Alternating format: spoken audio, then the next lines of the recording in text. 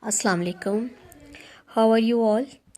Now today we are going to study third chapter is United Nations, and this name is very much familiar to everyone. You know that United Nations is an international organization of different organs.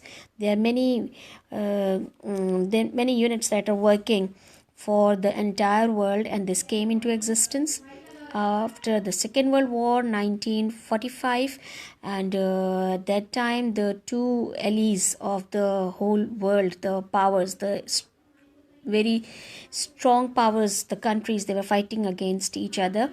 And you can see that the allies were Britain, France, United States and USSR on one side, and Germany, Italy and Japan were on the other side. Now definitely you know that wars have no solutions. They do nothing but they kill the masses. The death is the result of war. Now it occurs in a disaster. It leaves behind hunger, poverty, death and misery. The people, they get in miserable conditions. Those who are left behind, those who die, definitely they just give away their lives. So wars have no proper solutions. That is why nowadays you see that internationally the talks are considered more prior than the wars. You know that the wars are not the solution, so the countries shouldn't fight with each other. There was the cause behind the world war was to prove that might is right. The veto powers, the strong powers of the world, they wanted to prove themselves that they are more powerful than the other. So in that course, so definitely it happens that a big fish devours the small one. So this happened in World War II as well. And so after the war, when all the miserable things had happened and the entire world had faced so many losses, and definitely problems occurred, so as a solution to that, the major countries of the world, they decided to have an international organization, through which they can make up to some losses, as well as they can work for the welfare of the people. So the aim of United Nations is based on one motto, that is patriotism. What is patriotism? Means loving the country in which you are living. So this love for the country, definitely if every countryman loves the country, so definitely there is going to be peace. So that is the main task of United Nations, that it has to maintain harmony among the nations, peace in the world, and definitely it is called for the security of the weaker countries, those who are underdeveloping or the developing countries. They need the security, and that is being provided by the different units of different organizations of the organs that are working in United Nations.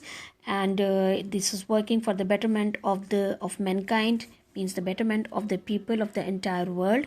And you will see the names of the different organs. I have just mentioned a few over here.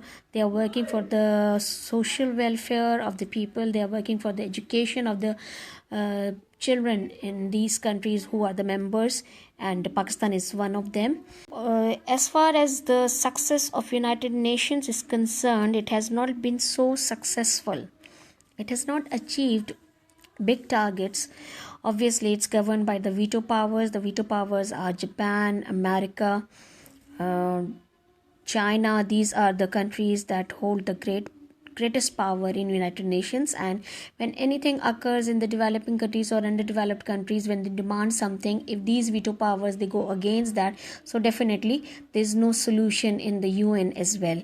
The very good example, you can see the Kashmir dispute. Kashmir dispute is still not resolved, although it had been under the United Nations eyes for such a long time, since the time of independence, but still it is not solved, because the veto powers, they don't give importance to it.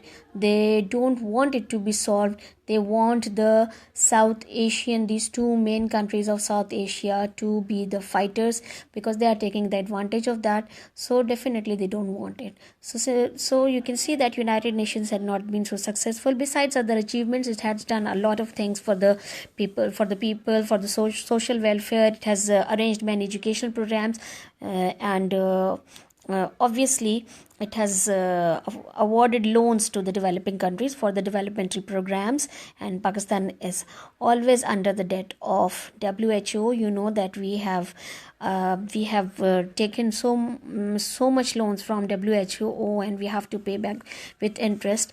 It is another way of, although it's an international organization, but it is one way of bringing the weaker ones under the feet. So they are doing that.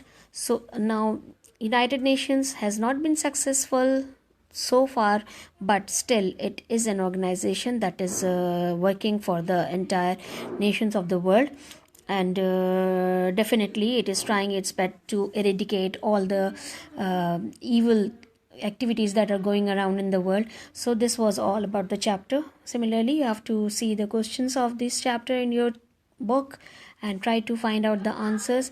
I hope so that you will be able to find them.